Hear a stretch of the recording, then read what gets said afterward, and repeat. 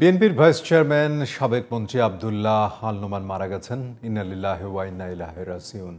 ভোর ৬টার দিকে রাজধানীর ধানমন্ডিতে নিজ বাসায় ইন্তেকাল করেন তিনি। তার বয়স হয়েছিল ৮২ বছর।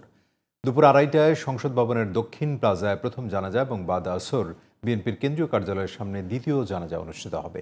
দেশের এই ক্রান্তি লগ্নে আব্দুল্লাহ আল নোমানের মতো রাজনীতিবিদ চলে যাওয়া অপূরণীয় ক্ষতি বলে মনে করছেন দীর্ঘদিনের সহযোদ্ধারা। সাজ্জাদ হোসেনের রিপোর্টে আরও বিস্তারিত। মঙ্গলবার ভোরে ধানমন্ডির বাসায় হঠাৎ অসুস্থ হয়ে পড়লে বিএনপি নেতা আব্দুল্লাহ আল নোমানকে রাজধানীর স্কয়ার হাসপাতালে নেওয়া হলে কর্তব্যরত চিকিৎসক তাকে মৃত ঘোষণা করেন।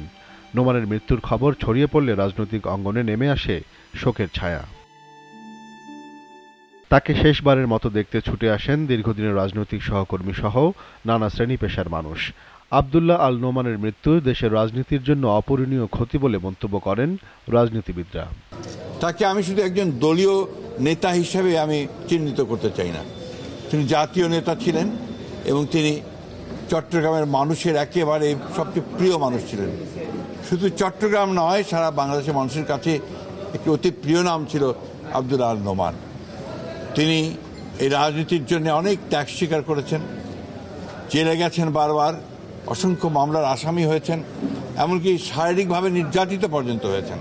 এই যে ট্রানজিশন পিরিয়ড, আমরা একটা দানবকে সরানোর পর যে পরিস্থিতি হয়েছে, এখন সামনে কি হবে আমাদের গণতন্ত্রের চর্চা, অনুশীলন এবং ফিরে পাওয়ার ব্যাপারে তার মতো এই অভিজ্ঞ রাজনীতিবিদের খুবই প্রয়োজন ছিল এই মুহূর্তে বেঁচে থাকা। বিভিন্ন ক্ষেত্রে অসামান্য অবদান রাখায় আব্দুল্লাহ আল নোমান শুধু চট্টগ্রাম নয়, সারা দেশের মানুষের মন জয় করেছিলেন বলে জানান তার সহকর্মী ও স্বজনরা। আমার বাবা প্রস্তাব করেছিল ১৬ দফা এই বাণিজ্যিক রাজধানী করবার জন্য।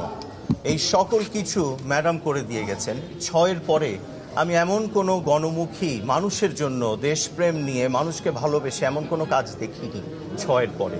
তো সেই কাজগুলোর মধ্যে তো সবগুলোতেই আপনাদের আব্দুল্লাহ আল নোমান ছিলেন। তো আমি সৌভাগ্যক্রমে তার সন্তান, সৌভাগ্যক্রমে সন্তান। কিন্তু তিনি আমার কাছে শুধু বাবা নন, তিনি অনেক ঊর্ধ্বে।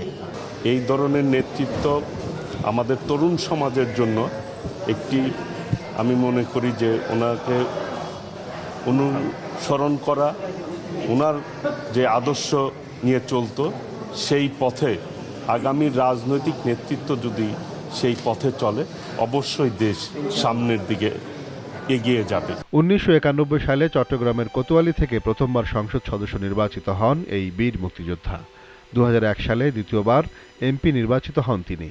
আব্দুল্লাহ আল নোমান ১৯৯১ সালে মৎস্যমন্ত্রী এবং ২০০১ সালে খাদ্যমন্ত্রী হিসেবে দায়িত্ব পালন করেন। Sajjad Hossain, GTV news, Dhaka.